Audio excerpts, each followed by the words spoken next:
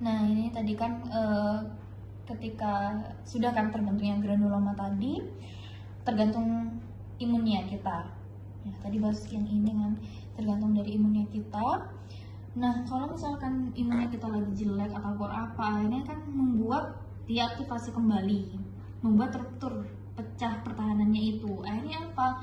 Bakterinya tadi itu dia akan keluar kan, karena pecah tadi dia keluar menyebar, makanya dia kenapa bisa menyebabkan komplikasi. Misalkan kalau misalkan ke limfatik berarti bisa jadi limfadenesi B. Kalau misalkan kemana ya intinya itu komplikasi dari itunya ya. Nah itulah. Terus selanjutnya terkait pemeriksaan fisik ya. Nah pemeriksaan fisik ya, kalau misalkan pemeriksaan fisik paru kan masuknya IPPA, inspeksi, palpasi, perkusi, auskultasi itu kayak biasanya. Nanti kita inspeksi dulu, terus palpasi, jangan lupa dicek fermentasinya juga. Nah baru inspeksi, palpasi, perkusi, auskultasi. Di auskultasi itu tergantung kan, dia bisa aja nafasnya bronkial, terus suara nafasnya biasanya juga melemah, bisa terdengar rongki basah kasar ataupun halus. Terus baru nanti biasanya kalau pada pasien-pasien dengan pleuritis TB pada saat dilakukan perkusi itu redup di lokasinya itu. Terus pada saat diauskultasi bisa melemah atau bahkan hilang tidak terdengar. Kalau limfadensis TB karena tadi kan penularannya per limfatik ya, pasti kita cek KGB-nya tuh gimana. Seringnya ada pembesaran KGB, paling sering tuh yang di bagian ketiak. Nah untuk penegakan diagnosis kan ya dari anamnesis, pemeriksaan fisik, pemeriksaan penunjang. Tadi kita sudah secara gejala klinis kan dari anamnesis yang kita dapatkan, pemeriksaan fisiknya tadi itu, baru kita bahas ke pemeriksaan penunjang. Nah pemeriksaan penunjang itu kita bagi dua ya, secara radiologis sama bakteriologis. Radiologis pertama kan ya kalau kita ada pasien datang suspek TB, ya udah kita foto dulu nih. Biasanya fotonya nanti kita lihat apakah itu lagi lesinya tuh emang aktif atau sudah inaktif. Inaktif itu berarti dia ada riwayat sebelumnya tapi ada bekasnya. Nah aktif itu tadi itu ada konsolidasi, ada kavitas, ada bercak-bercak miliar, atau bisa kalau yang parah itu juga bisa efusi pleura. Efusi pleura berarti kan ada susuricoseptemicsnya, berarti kan dia tumpul. Tapi kalau misalkan dia inaktif berarti ada fibrotik, kalsifikasi, swarte, atelipasi. Biasanya ini udah kayak apa ya, kalau misalkan ternyata di foto terus gejalanya tidak ada, berarti kan termasuk TB sekuel. Jadi intinya ini melihatlah dari radiologis itu. Lalu secara bakteriologis kita lihat kultur dari dahaknya kan, kita cek dahaknya, sputum smear BTA, dia ngarah kemana, terus TCM juga apakah dia TCM positif atau tidak. Terus habisnya itu dilakukan pewarnaan juga pakai Zil-Nielsen. Nah atau juga kalau misalkan dibutuhkan juga bisa dilakukan biakan bakteri. Nah biakan bakteri kan ada media padat sama media cair. Nah misalkan media padat itu dia pakai Lowenstein-Janssen. Nah Lowenstein-Janssen itu itu yang sensitivitas dan spesifisitasnya itu tinggi, sekitar 95-98%. Gitu. Kalau yang satunya itu lebih jarang ya, itu biasanya menggunakan media yang cair, itu MGIT, Mycobacteria gourd indicator tube. Itu ya gitulah. Biasanya ini kalau misalkan hasil biakannya biasanya, tapi kan jarang ya, biasanya kita pakai yang Lowenstein-Janssen itu yang padat. Kalau yang cair itu, yang MGIT ini biasanya kalau hasil biakannya positif, biasanya dilanjutkan dengan uji resistensi terhadap obat-obatannya atau OAT-nya. Nah, terus ada juga namanya mentuk tes atau uji tuberkulin, tapi biasanya dia untuk screening gitu kan, untuk screening aja, bukan yang memastikan dia itu pasti positif TB atau tidak. Kalau tadi kan lebih ke TCM-nya kan. Nah kalau mentuk tes ini lebih ke untuk screening, biasanya orang-orang yang keluarganya ada riwayat TB atau bergejala seperti itu. Nah ini gimana kita lihat, kita suntikkan nanti itu ada indurasi atau tidak. Nah kalau misalkan indurasinya lebih dari 5 mili, biasanya pada pasien-pasien dengan imunokompromis. Lalu kalau misalkan lebih dari 10 mili itu biasanya dia tinggal di tempat-tempat yang banyak populasi penderita TB. Kalau lebih dari 15 mili itu biasanya ya positif gitu ya, biasanya pada semua penderita TB itu seperti itu. Terus komplikasinya ya dia ya kalau parah dia kan batuk darah. Batuk darah tuh kok bisa, karena batuk darah itu pecahnya aneurisma yang dipicu karena batuknya itu. Makanya biasanya kalau pada batuk darah tuh dikasih obat batuk dulu nggak sih? Obat batuk sama baru asam tranexamat ya. Pakai obat. Yakin deh. Kodein. Yang antitusif itu. Terus habisnya itu pneumotoraks, afasi pleura, gagal jantung dan sebagainya. Terapi pada TB paru. Nah, terapinya itu pakai 2 RHZE 4 HR. Jadi ada fase intensif sama fase lanjutan. Fase intensifnya itu 2 bulan, lanjutannya 4 bulan. RHZE. Yang pertama itu ada rifampicin kan. Rifampicin itu dia itu dosisnya 10 mg per kgbb per hari. Dia itu 10 mg per kgbb per hari. Nah ini OAT. OAT itu biasanya kan yang digunakan ini kan, kalau misalnya yang pertama itu ada RHZE, rifampicin, isoniazid, pyrazinamid, ethambutol. Kalau streptomycin itu sekarang sudah tidak digunakan karena efek sampingnya terlalu besar. Nah, rifampicin itu 10 mg per kgbb per hari.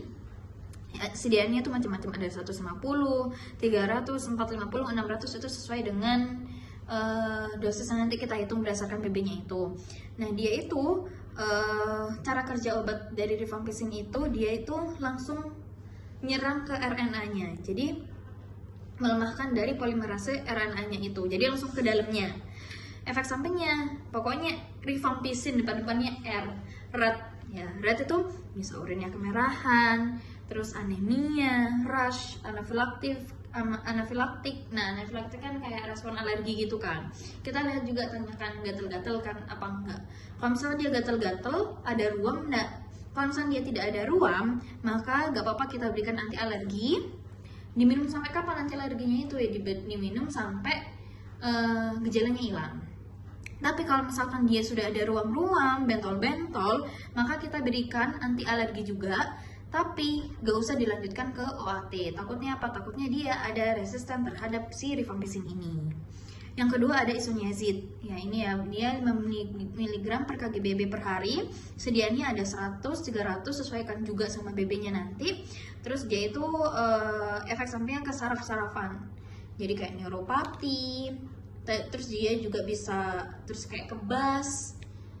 Terus juga dia bisa bersifat hepatotoksik. Dia juga kalau yang isoniazid, pyrazinamid sama ethambutol itu dia menyerang ke dinding selnya. Terus ini ada juga yang ketiga pyrazinamid 25 mg per kgbb, sediaannya 500 sama 750. Dia itu pyrazinamid berarti kan purin. Berarti efek sampingnya bisa ada asam urat, dia juga bisa nefrotoksik, hepatotoksik. Dia juga menyerang ke dinding sel juga. Terus yang keempat ada ethambutol 15 mg per kgbb per hari. Dia sediaannya 250 mg, 400 mg.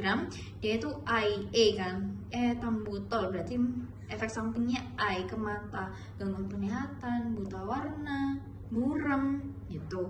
Nah pada ethambutol ini dia itu menyerangnya ke dinding sel. Nah tadi kan sudah dijelaskan kalau misalkan dinding sel dari bakteri MTB ini dia tuh ada, kenapa kok dia bersifat BTA, asam ya, karena dia ada asam mikolat. Asam mikolat itu yang mengandung ada suatu bagian dari sana namanya arabinolaktan.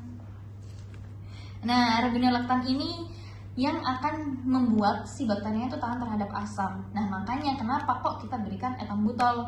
Ethambutol tuh kerjanya di sini itu, di situ. Terus nah tadi itu kan kita bahas terkait resisten obat ya. Iya, resisten obat. Resisten OAT tadi kan. Nah, ini kan disebutkan juga kalau misalkan ada pre-XDR berarti kan dia itu ada resistensi terhadap RH plus ada golongan obat-obat fluoroquinolone. Contohnya apa? Fluoxacin, sasin itu. Terus habisnya itu, setelah itu baru nanti kita evaluasikan. Evaluasinya itu dilakukan di bulan ke-3, 5, 6 ini ya. Jadi bulan ke periksa ya 5 dan 6. Terus habisnya tuh